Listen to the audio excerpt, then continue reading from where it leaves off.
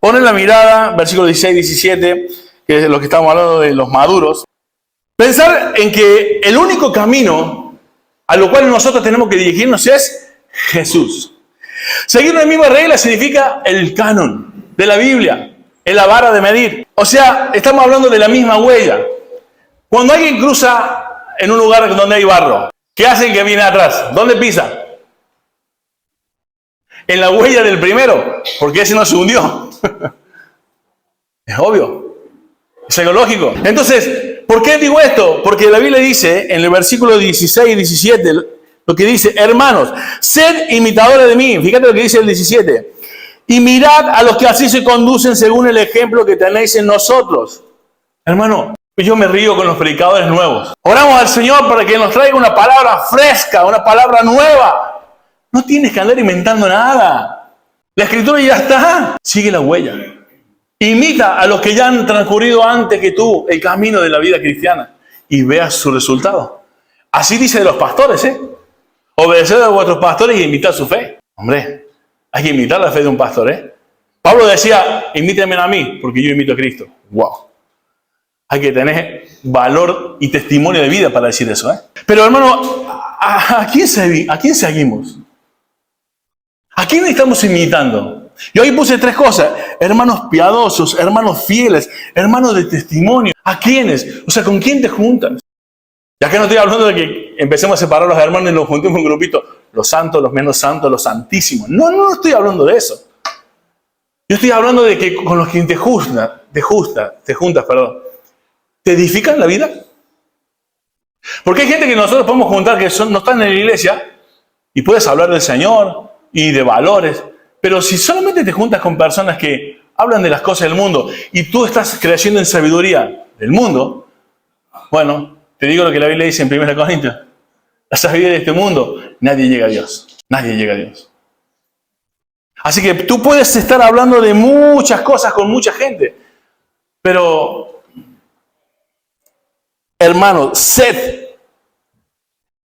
no es una opción. No está dando a decir, bueno, si te parece bien, analizarlo y fíjate. No dice eso. Dice: sed imitadores de mí, porque la Biblia era así de Cristo. Y no solamente como Pablo, acá vemos que no hay orgullo en Pablo, porque él dice: y a todos los que se conducen según el ejemplo que tenéis en nosotros. Hay muchos hermanos para imitar, querido hermano. No, porque yo pienso que, mira, me parece que es como legalista. Bueno, ¿o será que es muy santo? Y tu estándar es la mediocridad. Mi pregunta es, ahora si alguien te dice: ¿tú eres maduro después de ver estas cosas? ¿Cuál es tu respuesta? El versículo 18. Existe una gran confusión. Verdaderos cristianos y falsos cristianos. Versículo 18 lo leo. Porque por ahí andan muchos, de los cuales dije muchas veces, y aún lo digo llorando, que son enemigos de la cruz de Cristo. Cuando dice, yo lo leí a propósito, porque por ahí andan algunos, dije yo. ¿Recuerdas cuando leí? No dice algunos, ¿no? ¿En la iglesia habrá alguno que otro? ¿Dice eso? No. Dice que hay muchos. Y que a Pablo lo hacían llorar. Y dice que son enemigos de la cruz de Cristo. Y en el versículo 19 vamos a ver la descripción. Pero yo quería contrarrestarla con el versículo 3. Que ahí habla de los verdaderos cristianos. El versículo 3, si me acompañas ahí en la carta, el versículo 3 dice: porque nosotros somos la circuncisión. ¿Recuerdan lo que explicaba el pastor Julio? La circuncisión de corazón. No eran los judíos por haberse cortado el prepucio, sino eran los verdaderos hijos de Dios los que estaban circuncidados de corazón. Entonces Pablo dice: porque nosotros somos la circuncisión, los que en espíritu servimos a Dios, nos gloriamos en Cristo Jesús, no teniendo confianza en la carne. Lo contrario a los falsos cristianos, que su Dios es su vientre, su gloria es su vergüenza y su mente en lo terrenal. Es espectacular el contraste que hace Pablo allí. No te cabe duda para decir en dónde estás parado. ¿Los falsos creyentes o un verdadero creyente? Y hay características. Primero que dice que hay muchos. Hay muchos. Y yo cuando digo esto, Algunos se puede estar refiriendo que está hablando de gente que no está en la iglesia. Pero hay gente en la iglesia, porque acá le está hablando Pablo de la iglesia, que ¿sabes qué? ¿Quiénes serían los enemigos de la cruz? ¿O cuáles son esos muchos que en las iglesias hay?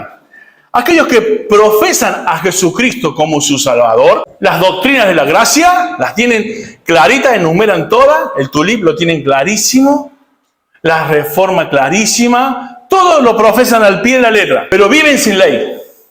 Antinomianial, anti-ley. Y vos me decís, bueno, estamos en la gracia, no bajo la ley, ¿o no?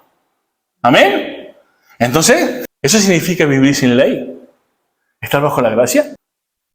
Leamos Jeremías 36, porque por las dudas yo acá estoy diciendo algo que se me ha ocurrido a mí.